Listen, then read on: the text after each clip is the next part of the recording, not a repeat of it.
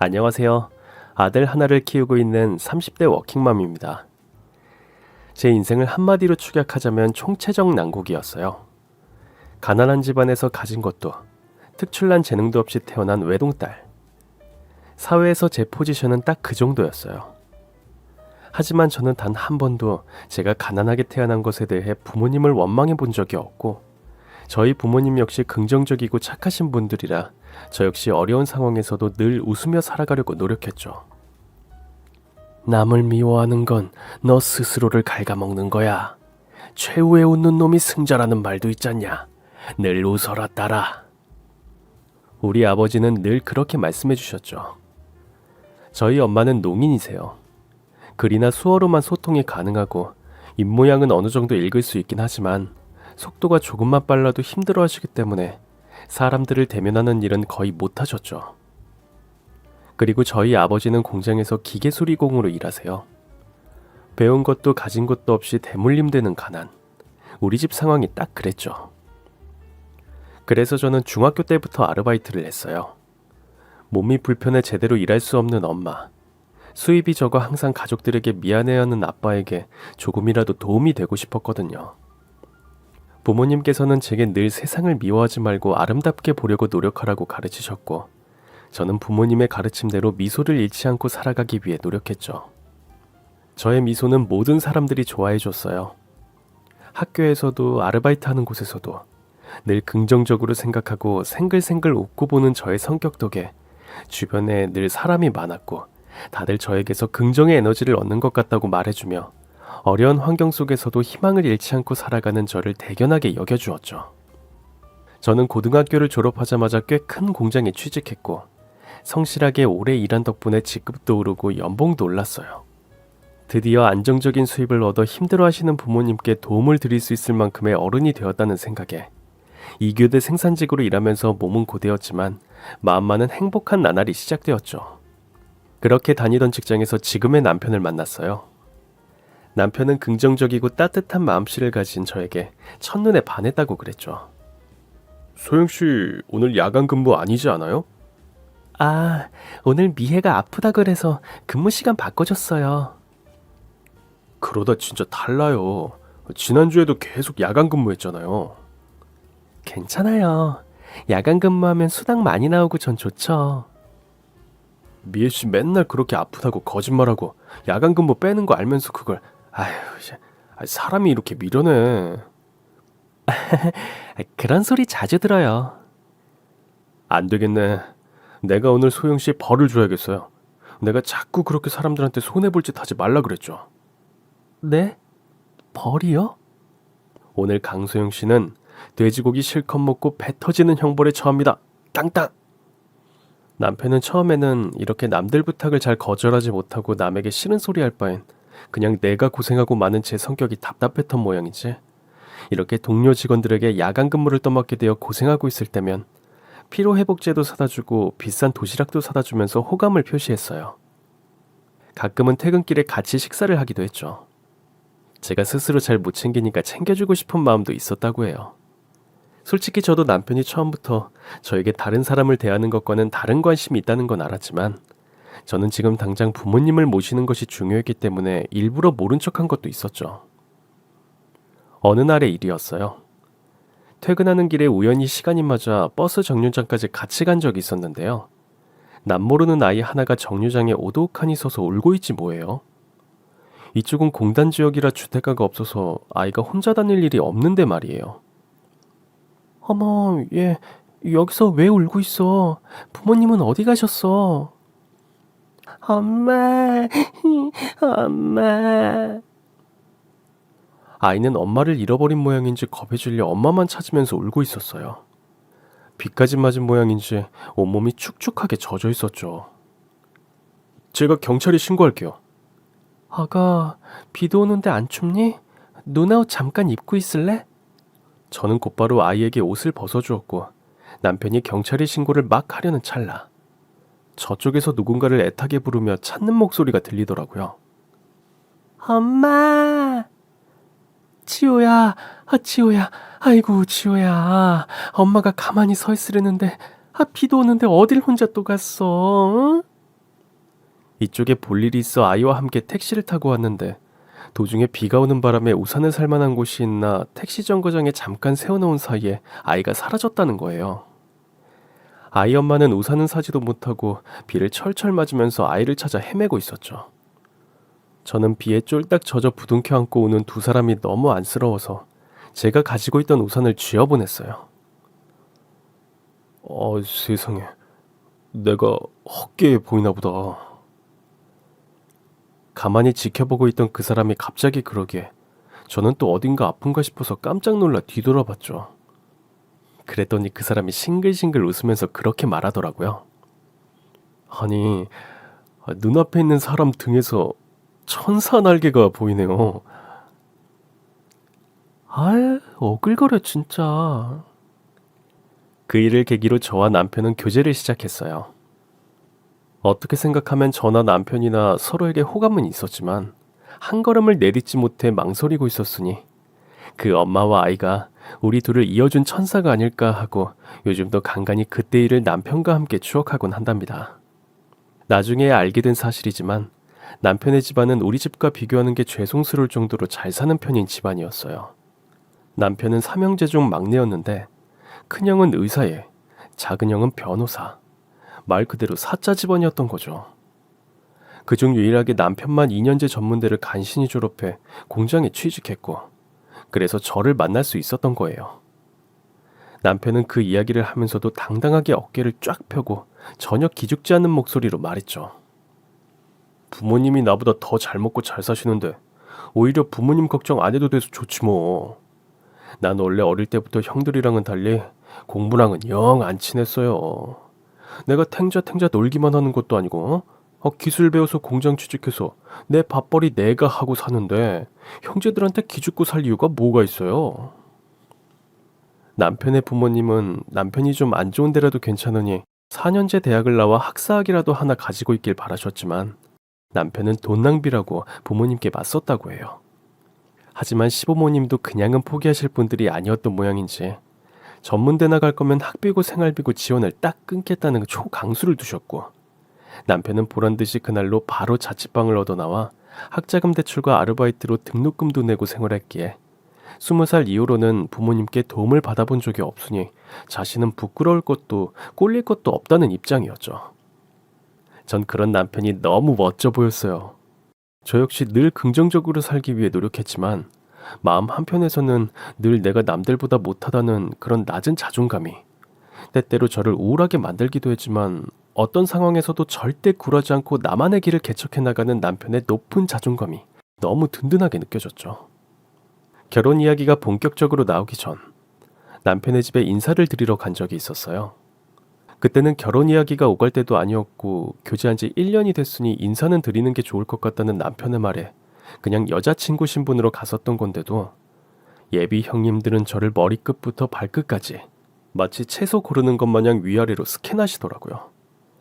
아무리 저라도 눈치채지 않을 수가 없는 노골적인 눈빛으로요. 안녕하세요. 대현 오빠랑 사귀고 있는...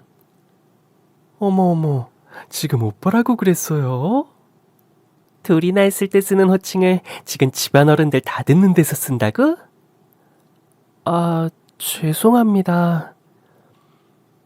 조심 좀 해요. 사람이 배운 교양이 없으면 배울 생각이라도 있어야지. 어머, 아무리 그래도 그렇지. 어른들에게 인사드리는 자리인데 행색이 저게 뭐야? 얼굴에 비비크림도 안 발랐네. 아휴, 젊다는 근자감인가? 아님 돈 없어서 그래요? 내가 안 쓰는 파운데이션 하나 줄까? 설마 공장에서 먼지 풀풀 날리며 입고 있던 작업복 그대로 입고 온 거야 지금? 아유, 난 막내 도련님이 그렇게 푹 빠졌다길래 인물이라도 잘난 줄 알았지. 근데 이거는 두 분 다 그만 좀 하세요. 초면에 소영씨가 기분 나쁠 건 생각 안 하세요? 어머 도련님, 제가 뭐 틀린 말 했어요? 선물이라고 사온 것도 봐. 설마 그거 시장 통해서 2만 원 주고 사온 과일 바구니예요? 그런 거 가져와 봤자 이 집에 먹을 사람은 없어요. 아휴, 2만 원짜리도 부담스러운 처지 같은데. 들고 가서 본인이 드세요. 시어머니는 근엄하게 거실 소파에 앉아 그 장면들을 지켜보다가 며느리들을 작게 나무라셨지만 그건 그냥 며느리들이 너무 시끄럽게 하니 주의를 주신 것뿐이지 제가 마음에 들어서 그러신 건 아니라는 걸 아무리 저라도 알겠더라고요.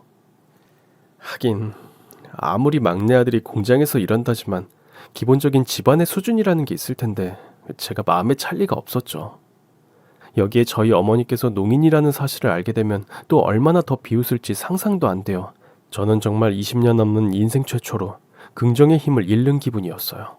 항상 좋은 사람들과 함께하며 저의 힘들어도 긍정적인 캔디 같은 성격을 높게 평가해주는 칭찬에 익숙해져 있었던 탓일까요?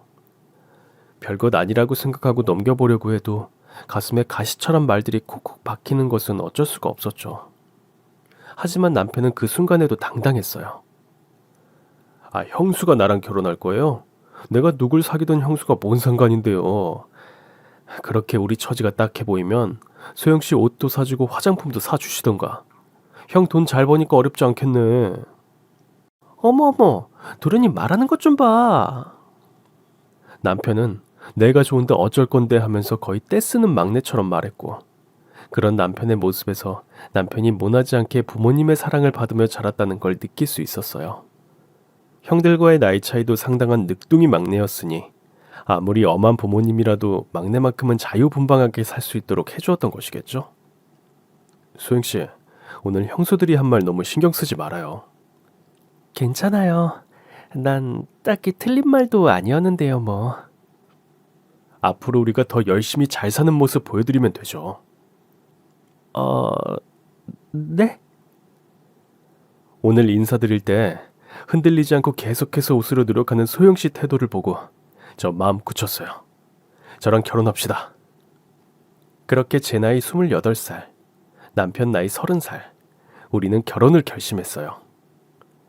남편의 집안 어른 중 대놓고 결혼을 반대하는 사람은 없었어도 은근히 하지 말았으면 하는 압박이 저와 남편에게 가해지고 있었지만 우리는 굴하지 않았죠.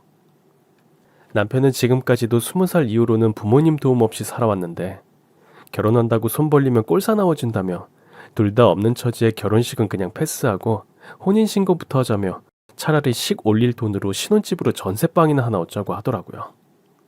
물론 저도 적극적으로 찬성했고요. 그렇게 소박하고 별 볼 일 없지만 행복한 신혼생활이 시작되었어요.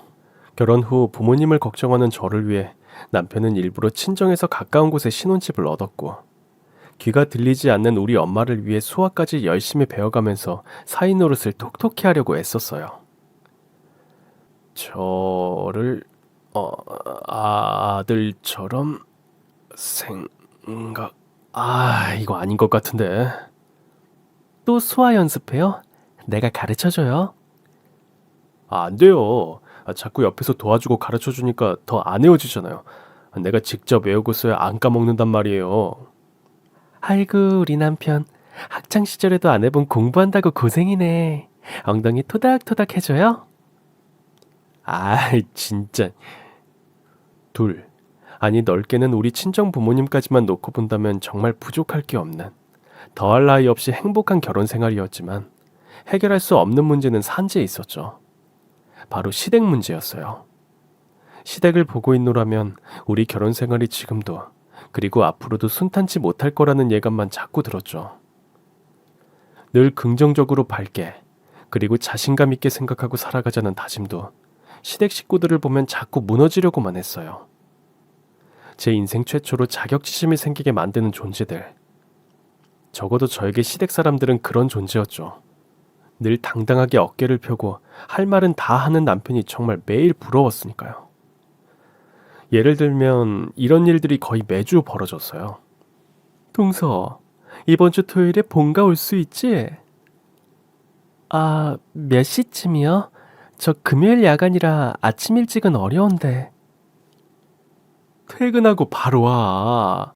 토요일에 본가 대청소하는데 며느리가 손을 보태야지. 그렇게 해서 퇴근 후 잠도 제대로 못 자고 복장 가지고 또 트집 잡힐까봐 씻고 옷만 갈아입고 남편과 함께 불이 나게 달려가면 본인들은 거실에서 한가롭게 티타임을 가지면서 청소는 저희에게 맡긴 적도 있었고, 제사 때도 큰형님, 작은형님은 급하거나 중요한 일이 있다고 하면서 저만 불러서 고용한 사람들과 함께 전을 부치고 제사 음식 준비하는 걸 거의 다 시키곤 했죠. 아유, 동서가 들어와서 때마다 사람 부르는 거 인건비 굳어서 너무 좋네. 그러게 말이야. 아무것도 없이 이런 집에 들어왔으면 몸으로라도 때워야 되지 않겠어? 그나마 동서가 양심은 있는 인간이라 다행이지 뭐야. 큰형님과 작은형님 내외는 음식 준비가 다 끝나고 나서야 도착하셨고, 차려놓은 음식만 먹고 절만 하고 저녁부터는 또 모임이 있다며 불이 나게 돌아가셨죠. 고용인들은 음식만 하고 돌아갔고, 결국 그 해도 해도 끝나지 않은 설거지와 뒷정리는 제 몫이었죠. 이 집안에서 저의 취급이나 위치가 어떠했는지 아시겠죠? 솔직히 저는 처음에는 그래, 내가 모자라는 며느리감이니 어쩔 수 없지. 형님들 말도 일리가 있어. 재산이든 학벌이든 뭐 하나 내세울 것도 없고 집안에 도움도 되는 거라고는 건강한 몸 하나뿐이니 내가 열심히 일이라도 해서 며느리 노릇을 하는 게 당연해 하고 긍정적으로 생각하려고 했지만, 날이 갈수록 대우가 개선되기는커녕 아예 시종처럼 대하는 옷 어른들의 태도에 서러움을 느끼지 않았다면 거짓말이에요. 제가 아무리 긍정 마인드를 가지고 산다지만 저도 사람인걸요. 결혼 2년 차부터는 언제까지고 웃는 얼굴로 버틸 수 있을지 자신이 없어지기 시작했죠. 하지만 이해할 수 없는 것은 이뿐만이 아니었어요. 늘 당당하고 자기 할 말은 다 할 것 같았던 남편은 이런 처우에 대해서는 전혀 불만을 가지지 않았거든요. 주말이든 평일이든 우리 부부를 불러내 대청소를 시키고 온갖 허드렛 일을 시키는 것도, 심지어 백화점이나 마트 쇼핑할 때 짐꾼처럼 부리는 것도 남편은 당연하다고 생각하는 것처럼 불만을 표출한 적이 단 한 번도 없었어요. 좋게 생각하면 아내인 저도 함께 고생하고 있는 처지에 괜히 긁어부스러 만들 수 있으니 참는 것처럼 보일 수도 있겠지만 전 솔직히 알겠더라고요. 그동안 남편은 막내 아들로 태어나 자유를 보장받으며 살아온 게 아니라 실은 기준치 미달 판정을 받고 부모님으로부터 일찌감치 방임에 가까운 이런 취급을 받아왔다는 것을요. 그러니 형제들도 무시하고 형수들도 무시하고 남편의 아내인 저도 무시당한다는 것을 저 역시 너무 늦게 깨달아 버렸습니다. 하지만 그런 남편에게 저는 아무런 말도 할 수 없었어요. 남편이 부족하면 저라도 남편의 어깨를 펴줄 수 있게 잘나야 하는데, 제가 더 못나니까 남편이 더 저런 취급을 받는다는 생각이 들어 마음이 쓰리기도 했고, 충분히 긍정적으로 살아보려고 노력하는 남편의 인생에 찬물을 끼얹고 싶지도 않았죠. 오히려 저는 그런 생각이 들수록 더욱 열심히 또 열심히 일했어요. 청소도 빨래도 김장도 제사 음식도 무엇이든 시켜만 주면 해야 한다는 마음가짐으로 했어요. 그러면 그 성실함이라도 높게 평가해 주실까 해서요. 하지만 그마저도 저의 헛된 바람이었어요. 아유, 역시 노가다만 하고 살아온 사람은 일머리가 달라. 그치? 우리 같은 사람들하고는 급이 다르다니까. 속도도 빨라. 심지어 완벽하기까지 해. 동서, 그러지 말고 파출부로 취직하는 게 어때?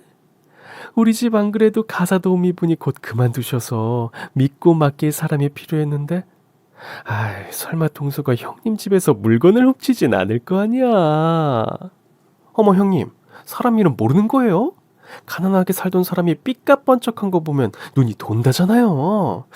아, 전에 다이아 반지 도둑 맞은 거 잊으셨어요? 에이, 아무리 그래도 그렇게 금방 들킬 멍청한 짓을 할까? 머리에 든 게 없으니 저러고 막노동이나 하면서 살지. 어머어머, 팩폭 맞아서 뼈 아프겠다. 암만 그래도 막내 동서인데 좀 살살해. 솔직히 말해서 어느 순간부터는 그런 비아냥과 조롱이 저에게 상처가 되기 시작했어요. 웃는 얼굴에 침 못 뱉는다던 말은 다 거짓말이라는 생각이 들면서 누군지도 모를 그 속담을 만든 조상님이 얄미운 지경까지 갔으니 말 다 한 거겠죠. 자존심도 너무 상하고 화도 났지만 결국 제가 할 수 있는 건 웃는 것밖에 없었어요. 평소처럼 아무것도 모르고 아무 일도 없었던 것처럼 생글생글 웃는 거요. 서로를 믿고 선택한 결혼. 이 정도에 무너지면 안 된다. 무너지면 저 사람들이 바라는 대로 해주는 거고 우리만 손해다. 그런 생각을 하면서 독해지자고 다짐했죠. 하지만 형님들에게는 저의 그 태도조차 눈엣가시 같았나 봐요. 동서, 내가 진짜 진지하게 묻는 건데 혹시 지능이 좀 모자라? 네? 그게 무슨 말씀이세요? 아니, 장애는 유전된다잖아. 그래서 혹시나. 어머, 형님. 요즘 그런 말 하면 장애인 피하다보다 엄청 말 많아요. 의사 선생님 사모님이 구설 안 나게 조심하셔야죠. 근데 내가 이렇게까지는 말 안 하려고 했는데 무슨 말을 해도 싱글싱글 생각 없는 사람처럼 웃기만 하니까 그러는 거 아니야. 하긴 동서 가끔 저렇게 웃는 거 보면 저도 소름이 쫙 끼친다니까요. 아니면 뭐 사이코패스 그런 건 아니겠지. 어머 농담도 잘하셔 우리 형님. 막내 동서 그냥 농담인 거 알지? 정말 얼굴에 경련이 일어나는 게 아닐까 싶을 정도로 참고 웃는 게 힘든 순간들이 이것 말고도 여러 번이나 있었어요. 직접적으로 말로 조롱할 때는 남편이 참지 않고 그만하라고 말려주었지만 남편 역시 말리는 것 이외에 적극적인 행동은 하지 않았기에 그때쯤부터 저도 무슨 일이 있어도 한평생 참고만 살아야 하는 것이 내 업보다 하는 생각을 했던 것 같아요. 그러던 어느 날의 일이었어요. 그날은 야간 근무를 하는 날이었어서 새벽 2시에도 저는 열심히 일을 하고 있는 중이었죠. 그런데 그 시간에 전화 올 데가 없는데 품속에 넣어둔 전화가 계속 울리더라고요. 전 전화번호를 확인해 볼 새도 없이 바로 이어폰으로 전화를 받았죠. 여보세요?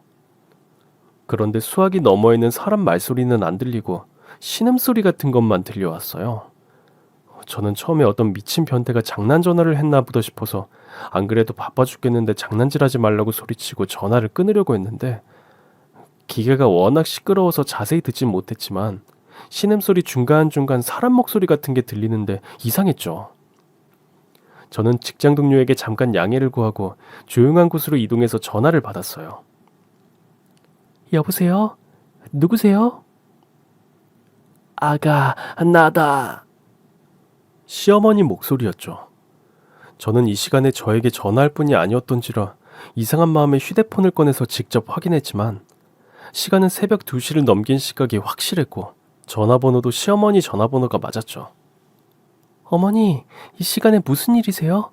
무슨 일 있으세요? 어머니는 말도 제대로 못 잇는 상태로 끙끙대셨어요. 어머니, 어디 편찮으세요?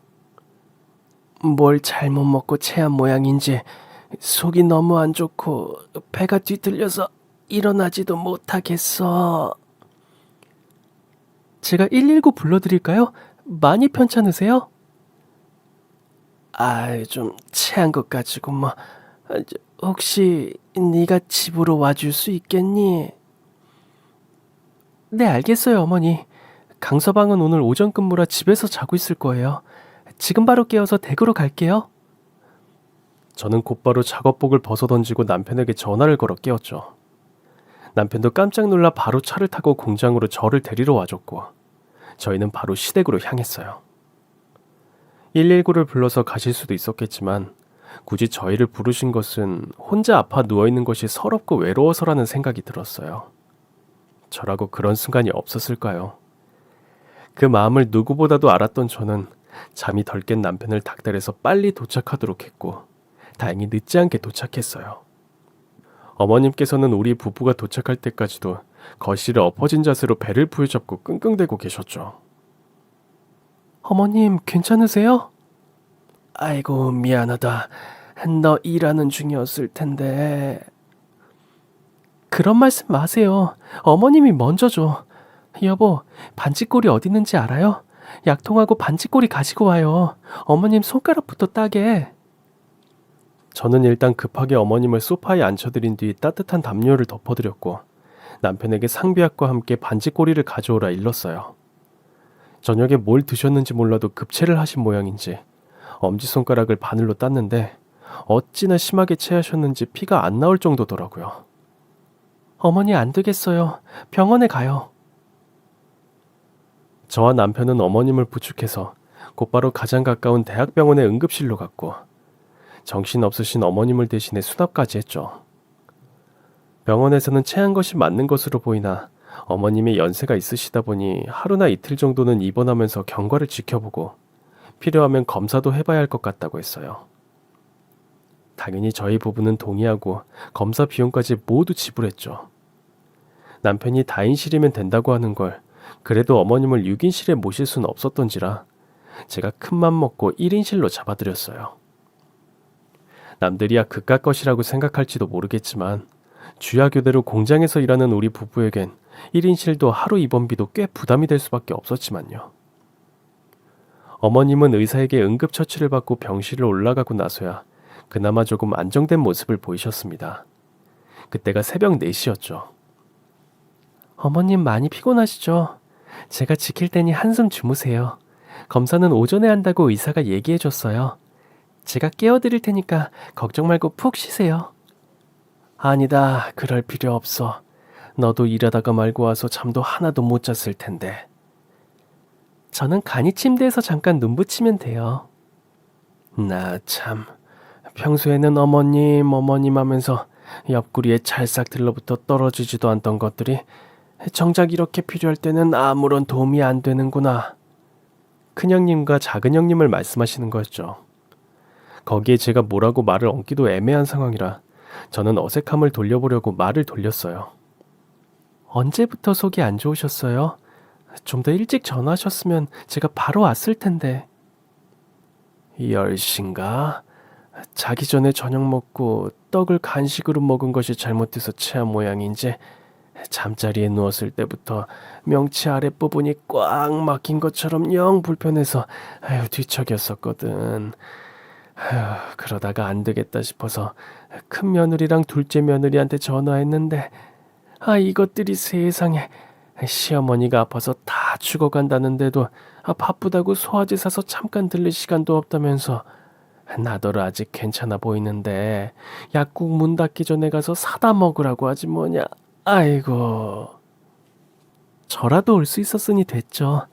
뭐 푹 쉬세요.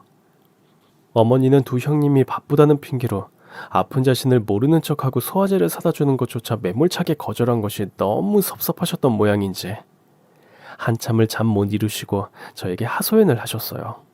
저도 덩달아 마음이 착잡했지만 거기서 맞장구라도 쳤다가는 괜히 형님들 뒤에서 뒷담화나는 꼴이 될까봐 아무 말 못하고 어머님을 진정시켜드리는 데만 집중했죠. 어머님은 다행히 검사 결과로는 아무 문제가 없으셔서 다음날 저녁 퇴원하실 수 있었어요. 이것들은 진짜 해도 너무하는구나. 형님들 말씀이세요? 어머님을 댁에 모셔다 드리는 길에도 어머님은 화가 안 풀리셨는지 이런 이야기를 꺼내셨죠. 그래, 시어머니가 아파서 아무리 단 하루라도 병원에 입원까지 했다는데 병문안을 오기는커녕 빈말로라도 어머니 괜찮으세요 하고 전화 한 통을 안 하는구나. 형님들도 바쁘셔서 그러실 거예요. 바쁘기는 무슨 모임이다. 하하호호 끼리끼리 모여서 놀러 다니는 것을 내가 모를 줄 알아? 오늘 큰애는 무슨 골프 모임이 있다고 공 치러 간다고 하더구나. 사람들하고 모여서 그깟 공이나 치는 게 제 어미, 시어머니보다 중요하다는 거지. 며느리들은 피 한 방울 안 섞인 남이라 그렇다지만 어떻게 아들 녀석들까지 그럴 수가 있어? 그러면서 어머님은 그래도 너희밖에 없다. 너희가 안아주었으면 나는 지금도 혼자 거실에 엎어져서 끙끙대고 있었을 거야 하시면서 몇 번이나 저희 부부에게 고마움을 표하셨죠.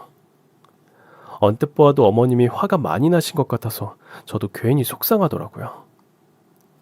그 후로 어머님이 저를 대하는 태도가 달라지셨어요. 전에는 제가 무난 인사를 드려도 영 마뜩자는 목소리로 빨리 끊으려고 하셨던 것에 비해서 그 후로는 먼저 전화를 걸어주시기도 할 정도로 사이가 가까워졌죠. 저는 내심 그동안 인정받고 사랑받기 위해 시종 같은 대우를 받으면서도 꾹 참고 정성을 다했던 것을 어머님께서 이제라도 알아주시는 것 같아서 기쁜 마음이 컸어요. 여보, 내일 주간 근무하죠? 네, 왜요? 어머니가 아까 전화가 오셨는데 시간 맞으면 오랜만에 외식을 하자고 하시네요. 아, 형님 네 분들도 다들 참석하시는 자리죠? 전 솔직히 어머님과의 사이는 이번 일을 계기로 가까워졌어도 여전히 형님들은 불편했어요.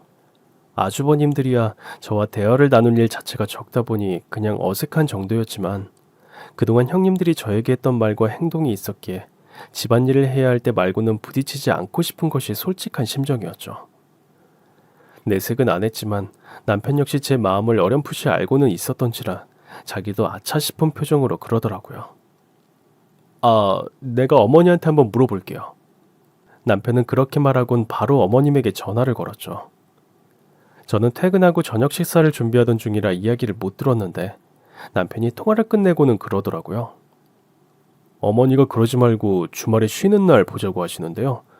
다른 가족들은 안 오고 우리하고 어머님하고 이렇게 셋이만 보자고 하시는데. 그래요? 남편은 어떻게 생각했는지 모르겠지만 저는 기쁨이 먼저 앞섰어요. 드디어 어머님이 우리를 봐주시는구나. 열심히 밝고 긍정적으로 살아가려고 노력했던 내 인생이 틀린 게 아니었구나 하는 생각이 들었어요.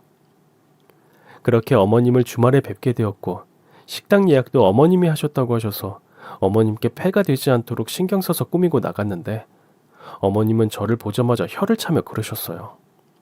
에휴, 꼴이 그게 뭐니? 옷이 그런 것밖에 없어? 죄송해요. 오늘 어머님 모시고 식사하는 자리라고 신경 써서 제일 아끼는 옷 입은 건데. 에휴, 너는 돈 벌어서 와이프 옷도 한 벌 안 사주고 뭐 하는 거냐? 너도 둘 다 꼬라지 하고는. 따라와라. 내 이럴 줄 알고 일부러 레스토랑 예약 시간보다 일찍 만나자고 한 거다. 어머니는 그렇게 말씀하시고는 어리둥절해 있는 저희 두 사람을 데리고 백화점으로 가셨어요.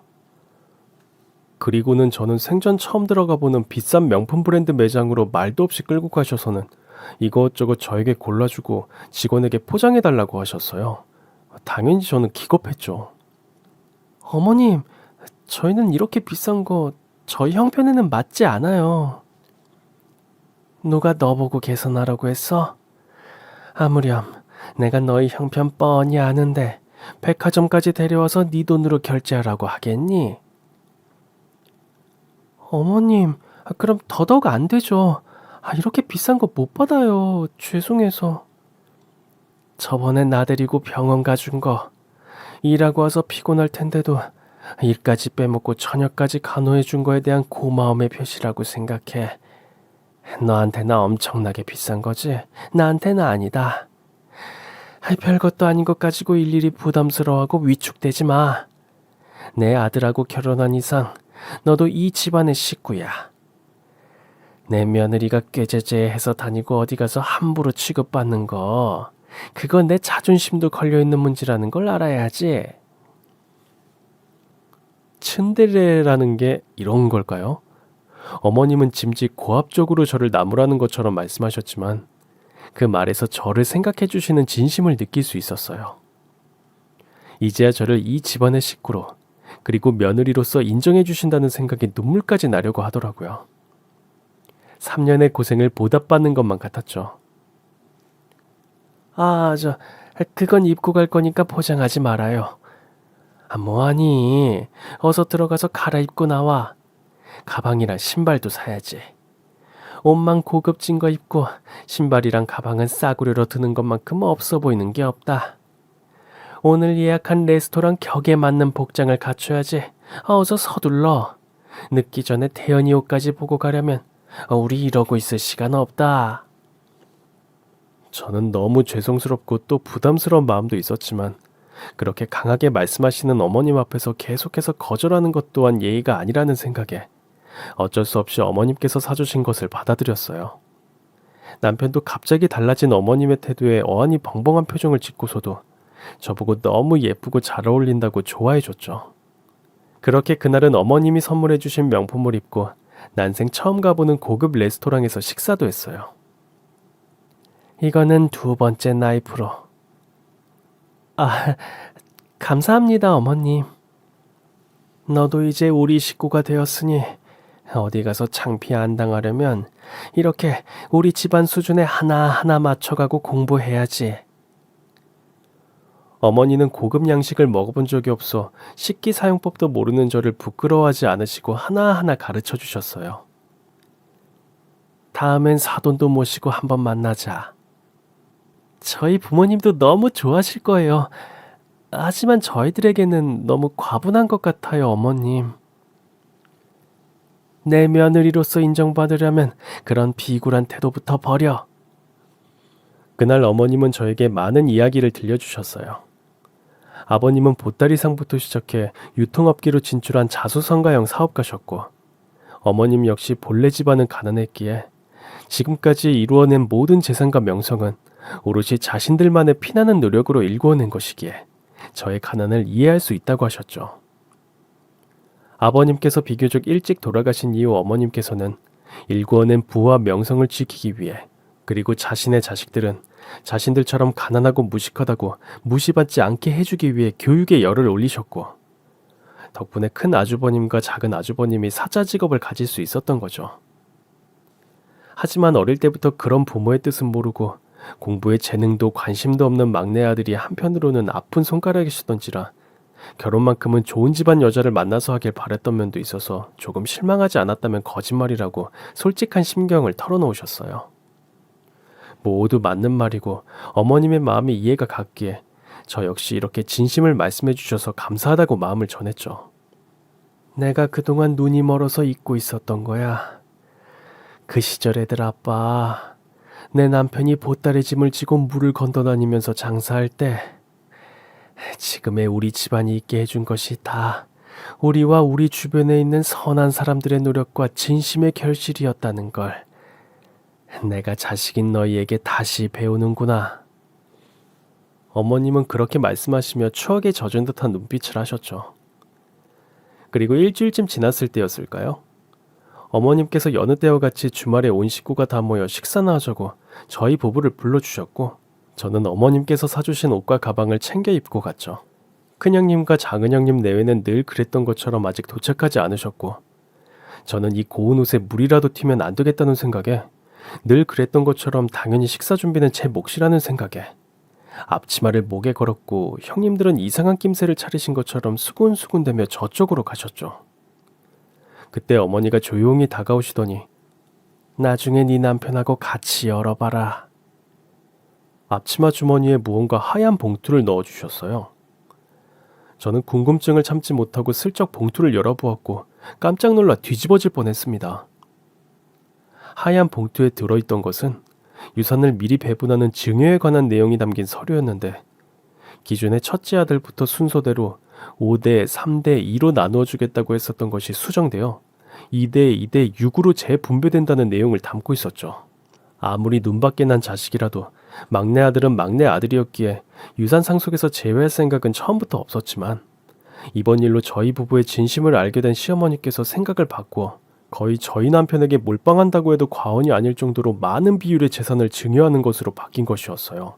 아버님이 돌아가신 이후에도 어머님께서는 부동산 투자 등으로 재산을 계속해서 불러오셨던 상황이라 집안이 엄청난 부자였기 때문에 60%라고 한다면 저는 상상도 할 수 없는 엄청난 액수의 재산일 것이 뻔해서 저는 놀란 입을 다물지 못했죠. 나 참, 네 남편하고 같이 보라 했더니 그새를 못 참고 열어봤니? 어머니, 제가 무슨 말씀을 드려야 할지. 뭘 무슨 말을 해 하기는 그냥 감사합니다 하고 넙죽 받으면 되는 거야. 남편의 사업을 도우며 부동산 투자를 하시던 분이라 그런지 정말 호탕한 기계를 가지신 분이 저희 시어머니였죠. 저 역시 그동안 저를 미워한다는 생각에 어머님에 대한 오해를 하고 있었던 게 아닌가 싶어 죄송한 마음까지 들더라고요. 이리 와 앉아라. 식사하기 전에 몸에 좋은 차나 한 잔 나랑 같이 들자. 식욕도 돋궈주고 소화에도 도움이 될 게다. 식사 준비는 아직 하나도 안 됐는데. 가끔은 그래도 된다. 네가 무슨 가정부니? 일일이 네가 다 챙기게. 이 집의 며느리가 셋인데. 어머님은 그렇게 말씀하시며 영 찝찝해하는 저를 끌고 거실로 가셨고 손수차를 내려 저에게 주셨어요. 그렇게 어머님과 차 한잔을 하며 도란도란 이야기를 나누고 있는데 큰 형님과 작은 형님 네 분들께서 도착하셨죠. 어머, 동서, 그 옷은 어디서 난 거야? 그러게, 설마 빚이라도 내서 산 건 아니겠지? 어머, 뱁새가 황새 따라하다 가랑이 찢어지는 거야. 너무 무리한다. 이거 신상 콜렉션이잖아. 어디 인터넷이라도 열심히 뒤져봤나 보네. 다들 그만들 둬라. 그 옷, 그 가방도 내가 사준 거다. 형님들은 벙찐 표정으로 저를 보시고는 헛기침을 하고 주방 쪽으로 가셨죠. 어머, 이게 뭐야? 식사 준비가 하나도 안 되어 있잖아. 아니, 지금 우리 가족 모임이 있다고 식사도 거르고 왔는데 이게 뭐야? 재수씨, 지금 한가하게 앉아서 차나 마실 때가 아닌 것 같은데. 지금 주제 안 맞는 고급 옷 걸치고 있다고 자기가 무슨 상전이라도 된 걸로 착각하는 거 아니야? 그렇게 아주버님과 형님들이 한마디씩 거들며 저를 나무라셨고 이런 반응을 예상했던 저는 우물쭈물하며 일어서서 앞치마를 걸치려고 했어요. 그때 갑자기 벌떡 일어나신 어머님이 성난 발걸음으로 아주버님과 형님들에게 다가가 뒤통수를 한 대씩 딱 소리가 나게 때리시더라고요. 야, 너네는 손이 없어 발이 없어. 이 집안의 며느리가 셋이나 되는데 막내 며느리만 내 며느리고 너희는 상전이냐? 아휴, 지들이 상전인 줄 착각하는 건 너희겠지. 배가 고파? 그럼 니네가 직접 해. 그러며 어머님은 제가 들고 있던 앞치마를 빼앗듯 가져가 형님들에게 집어던졌죠. 어머님의 이런 반응을 상상도 못했을 형님들은 떨떠름한 표정으로 어쩔 수 없이 저녁 식사를 부랴부랴 준비하셨어요. 전 솔직히 형님들의 눈총에 가시방석에 앉은 기분이었지만 이제는 어머님이 내 편이 되었다는 생각에 어머님 말씀처럼 비굴하게 움츠려 있지 않고 당당히 어깨를 펴기로 했죠. 결국 그렇게 그날 식사는 늦게나마 시작되었고 어머니는 형님들께서 차려주신 식탁에 앉아 수저를 드시면서 그런 이야기를 꺼내셨어요. 아참, 막내 며느리는 이미 알고 있는데 너희한테도 이야기해야 할 것 같아 말한다. 유언장 내용이 기존과 바뀌었으니 그리 알아라.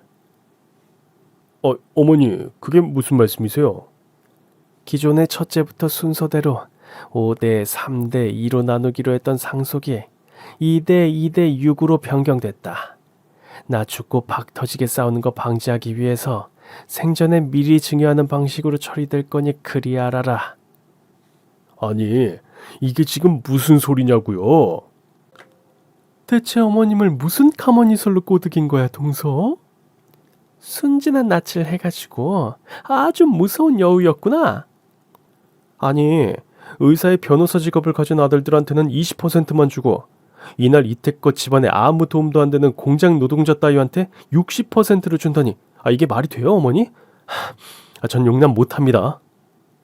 시끄러워. 다들 입 못 닥쳐? 밥상머리에서 감히 침이나 튀기는 것들이 무슨 수준을 따져 지금? 어머님의 일갈에 순식간에 분위기가 싸해졌고 어머님은 화가 난 목소리로 말을 이으셨습니다. 너희 저번엔 나 아프다고 죽는 소리 낼 때 어떻게 했어? 바쁘다 하면서 와보기는커녕 아파서 입원해 있는 어미는 만나러 오지도 않고 골프 모임이다 부부 동반 모임이다 사치하고 다닌 거 내가 모를 줄 알아? 의사 아들이 있으면 뭐 하냐? 정작 나 아플 때는 죽거나 말거나 관심도 없는데. 아이 어머니, 진짜 또 무슨 말씀을 그렇게 하세요. 그때는 진짜 바빴어요. 고작 그런 일 한 번 가지고 그 막대한 유산을 막내네한테 몰아준다는 게 말이 돼요? 말이 안 되는 건 너희가 하는 짓거리지. 이런 일이 처음 있는 일도 아니잖아. 이게 몇 번째야? 니네 필요할 때만 어머님 하면서 알랑방귀나 낄 줄 알았지. 집안 어른으로서 대우나 제대로 해줬니? 빨리 병들어 뒤지라고 고사 지내는 거랑 뭐가 다르냐? 내가 너희 증여 미리 해주고 나면 요양원에 처박아 두고 찾아오지도 않을 것들인 거 내가 모를 줄 알아? 이거 그냥 못 넘어가요. 소송 걸 거예요. 소송? 감히 지금 애미 앞에서 소송 이야기가 나오는 거야? 오냐 그래, 어디 한번 해봐라. 이에 대해서 더 말을 얹거나 진짜 그따위 짓거리라도 해다가는 한 푼도 못 받을 줄 알라고. 지금 날 상대로 법정 싸움을 하겠다고? 해봐라 그까짓 거. 분노에 찬 어머님의 말씀에 다른 가족들은 모두 아차 싶은 얼굴로 입을 다물었습니다. 그 후 어머님은 정말 진심이셨던 모양인지 건강할 때 하나씩 해야 한다며 본인의 명의로 된 빌라와 상가 건물부터 남편과 제 이름으로 증여해 주셨고 나머지도 하나씩 차분히 처분하여 분배하실 거라고 하셨어요. 형님들과 아주버님들은 어떻게 됐냐고요? 자신들의 말이 씨알도 먹히지 않는다는 사실을 깨달은 그분들은 저희 부부에게 재산이 몰아지는 것에 불만을 품고 이제는 어머님께 문안전화도 안 드린대요. 괜히 저희 때문에 집안에 분란이 일어난 것 같아 불편했지만 어머님은 오히려 원래 그런 것들이 결국 본색을 드러낸 거지 뭐 하시면서 한편으로는 착잡해 하시면서도 일어난 일이 일어난 것이라는 듯 태연하게 대처하셨어요. 어머님의 진심과 은혜 잊지 않고 저희라도 잘 모시며 살아가 보려고 합니다. 진심은 언젠가는 꼭 보답받는다는 말을 가슴에 새기고 있어요. 세상 아직은 참 아름답고 살만하죠?